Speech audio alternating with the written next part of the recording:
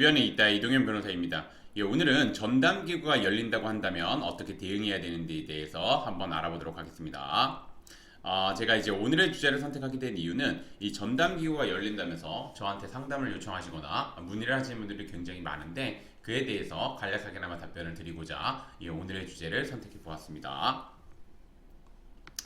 우선 들어가기 앞서 학교폭력의 개념을 보게 되면 학교폭력은 학교 내외에서 학생을 대상으로 발생한 상해, 폭행, 감금, 협박, 약취, 유인, 명예훼손, 모욕, 공갈, 강요, 강제적 심부름 및 성폭력, 따돌림, 사이버 따돌림, 정보통신망을 이용한 음란, 폭력 정보 등에 의하여 피해 학생에게 신체, 정신 또는 재산상 피해를 수반하는 행위를 의미합니다. 이 학교폭력의 개념 정확하게 아셔야 된다는 거 말씀드리겠습니다.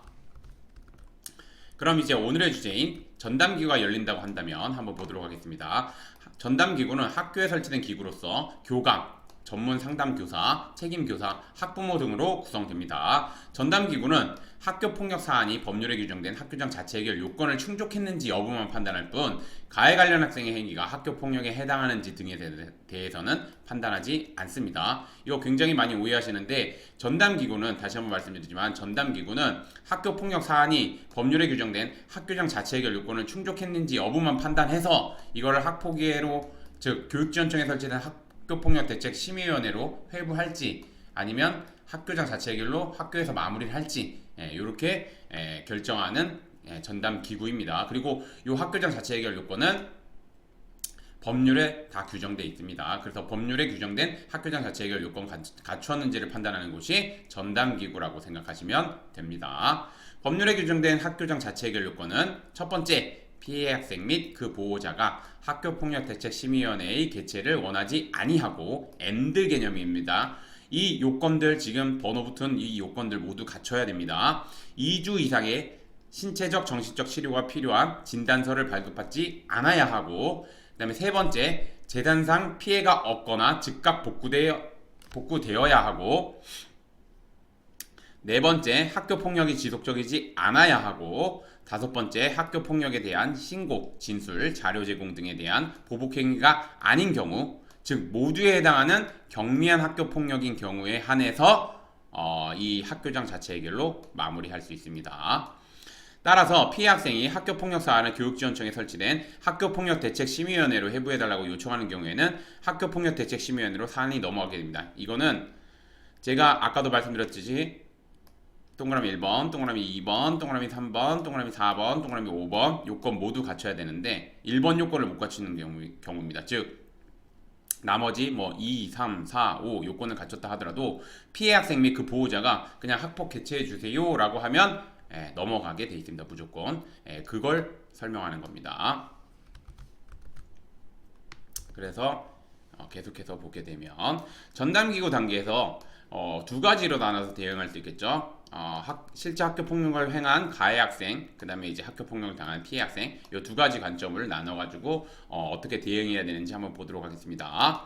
우선 실제 학교 폭력을 행한 가해 학생은 피해 학생으로부터 용서를 받아 전담기구에서 사안을 마무리하는 것이 바람직합니다. 따라서 피해 학생에게 진심된 사과를 바탕으로 피해 학생이 요구하는 사항을 최대한 틀어주어 사안을 원만하게 마무리해야 합니다. 다만 피해 학생이 사안에 비해 지나친 조치를 요구하거나 합의가 결렬된 경우에는 학교폭력대책심의위원회를 잘 준비해 사모 이하의 조치, 사모 이하의 조치는 뭐 잘 아시겠지만 생기부 기재가 안 되기 때문에 사모 이하 조치로 적어놓은 겁니다.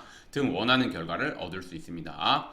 학교폭력을 당한 피해 학생은 가해 학생이 진심으로 반성하고 사과하고 있고 학교폭력대책심의위원회로 사안을 회부하는 것을 원하지 않는 경우에는 가해 학생에게 원하는 요구사항 등을 명확하게 요청해야 합니다. 뿐만 아니라 합의금이 있다면 합의금과 관련된 내용, 추후 동일한 학교폭력이 발생한 경우 어떻게 책임질지 여부 등에 대해서 정확하게 정리하고 이를 서면화해야 합니다.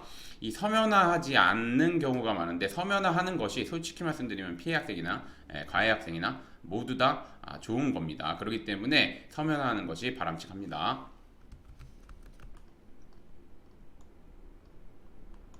오늘의 주제를 좀 정리를 하자면 전담기구를 학교폭력대책심의위원회에 혼동하여 오해를 하는 경우가 굉장히 많습니다. 전담기구는 제가 아까도 말씀드렸듯이 학교폭력대책심의위원회 기구와 다른 기구입니다. 그리고 전담기구에서 하는 건 학교장 자체 해결 요건을 충족했는지, 즉 법률에 규정된 학교장 자체 해결 요건을 충족했는지 여부만 판단할 뿐 학교 폭력 사안에 대해서 뭐 학교 폭력인지 아닌지 여부에 대해서 판단하는 기구는 아닙니다. 이거 정확하게 하셨으면 좋겠고, 그리고 아까 위에서 언급했듯이 피해 학생, 가해 학생, 전담기구에서 대응해야 되는 방법들이 있는 만큼 그 방법에 맞춰서 대응할 필요가 있습니다.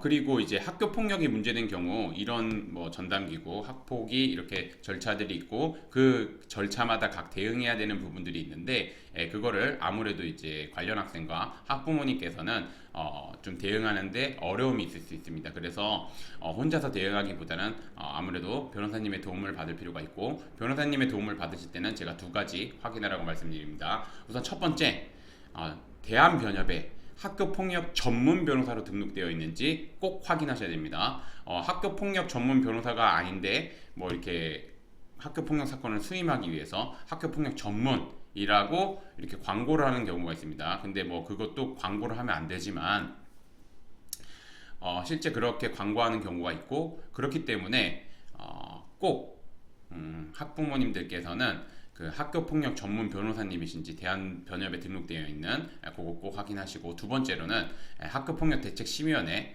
위원으로 활동하고 있는지 이 두 가지 요건 충족하시는 변호사님의 도움을 받는 것이 아무래도 사안을 진행하는데 큰 도움을 받을 수 있을 것이라고 생각합니다.